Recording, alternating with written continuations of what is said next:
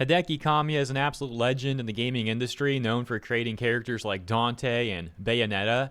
And when I've made videos talking about base Japanese people calling out the Twitter police types, I've often liked to use Hideki's picture in the thumbnails to represent Japan, because this man has no filter.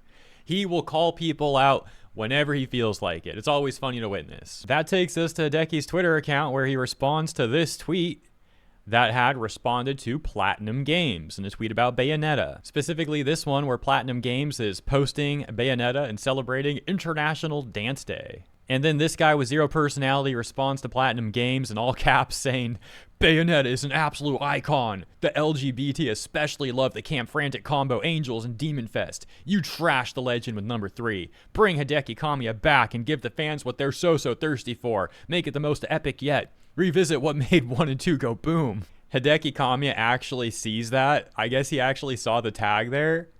And he says, "Idiot, disappear." You imagine the man's just like going through his notifications. He sees he's tagged in that. He actually freaking calls it out.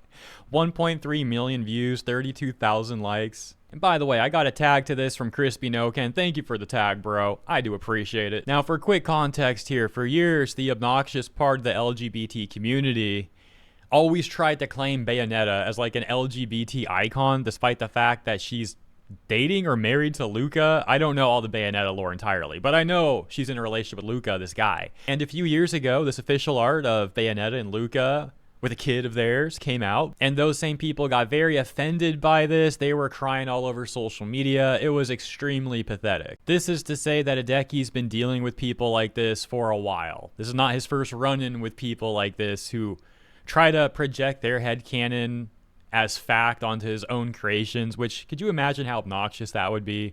No wonder the man's frustrated. Sometimes these people don't even stop at characters. They project their headcanon onto literal people as well. For example, the Gachikuta mangaka Kei Urana, she had people calling her non-binary.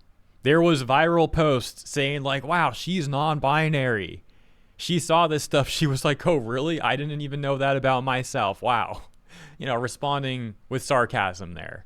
And whenever these people get called out, they respond with the same line, which is, "People are allowed to have headcanons." And it's like, dude, that's not what you're doing, though. You're not just having a headcanon. You're trying to force your headcanon onto other people. At that point, you're crossing the line into becoming an obnoxious loser. Let me know what you think about the latest here. As always, thank you for tuning in, and I'll see you in the next one.